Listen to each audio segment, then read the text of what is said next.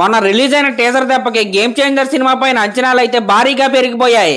దానికి నిదర్శనమే game changer సినిమాకి book my షోలో ఉన్న ఇంట్రెస్ట్లు. మనం ఆల్రెడీ దీని గురించి అయితే అంతకు ముందు అయితే మాట్లాడుకున్నాం. దీపావళికి రైలు పట్టాల మీద కూర్చున్న పోస్టర్ వచ్చినప్పుడు అయితే గేమ్ చేంజర్ సినిమాకి 60K ఇంట్రెస్ట్లు అయితే ఉన్నాయి. అయితే ఆ పోస్టర్ వచ్చిన తర్వాత టీజర్ వచ్చే టయానికి ఆ సినిమాకి అయితే 100K ఇంట్రెస్ట్లు అయితే దాటాయి. కానీ టీజర్ వచ్చిన విత్ ఇన్ 4 days లో గేమ్ చేంజర్ సినిమాకి అయితే 50K ఇంట్రెస్ట్లు అయితే పెరిగి 150K ఇంట్రెస్ట్లు అయితే ఉన్నాయి. ఇప్పుడు నిజంగా ఇదైతే ఓవర్ మాస్ రెస్పాన్స్ అనే చెప్పాలి. సినిమా టీజర్ కి అయితే హైప్ అయితే వేరే లెవెల్లోకి వెళ్ళిపోయింది. ఇంక ఇది ఎలా ఉంటే గేమ్ చేంజర్ సినిమా టీజర్ అన్ని లాంగ్వేజెస్ లో కలిపి 75 million వ్యూస్ అయితే దాటేసింది. నిజంగా ఇదైతే థండరింగ్ రెస్పాన్స్ అనే చెప్పాలి. దీనికే ఇలా ఉంటే నెక్స్ట్ రాబోయే సాంగ్ రిలీజ్ అయిన తర్వాత ఈ సినిమా మీద అంచనాలు అయితే ఇంకా భారీగా పెరగబోతున్నాయి. ఇప్పుడున్న న్యూస్ ప్రకారం ఆ థర్డ్ సింగిల్ ఎప్పుడు రిలీజ్ అవుతాయి అంటే నవంబర్ లాస్ట్ వీక్ లో అయితే ఆ థర్డ్ సింగిల్ రిలీజ్ చేసే ప్లాన్ లో అయితే ఉన్నారు. అంతకు ముందు యాక్చువల్ గా అక్టోబర్ మెలోడీ కాస్త నవంబర్ మెలోడీ అయిందని అయితే మనం మాట్లాడుకున్నాం. కానీ టీజర్ లో మనకి సినిమాలో ఉన్న అన్ని సాంగ్ విజువల్స్ అయితే చూపించేశారు.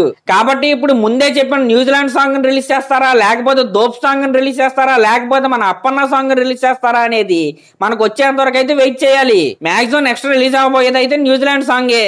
అంటే మన రామ్ చరణ్ గారు అలాగే కీరా అద్వానీ గారి మధ్య జరిగిన పాట అయితే ఇది. నాకు తెలిసి ఈ సాంగ్ తర్వాత అప్పన్న అంజలి గారుల సాంగ్ అయితే రిలీజ్ చేస్తారేమో. నిజంగా ఒకటైతే నిజం, గేమ్ చేంజర్ సినిమా నుంచి ఏ కంటెంట్ రిలీజ్ అయినా సరే 100కి 100% జనాల్లోకి అయితే వెళ్ళిపోతుంది. అదే విధంగా సినిమాకి కూడా హైప్ కూడా అలాగే జనరేట్ అవుతుంది. జనవరి 10th వరకు సినిమా టీం అయితే ఇదే ఊపుని కంటిన్యూ చేయాలని నేనైతే కోరుకుంటున్నా. అలాగే లాస్ట్ లో నా ఛానల్ కనుక మీరు ఫస్ట్ టైం చూస్తారంటే సబ్స్క్రైబ్ చేసుకొని అలాగే ఒక కామెంట్ అయితే చేయండి. Thank you.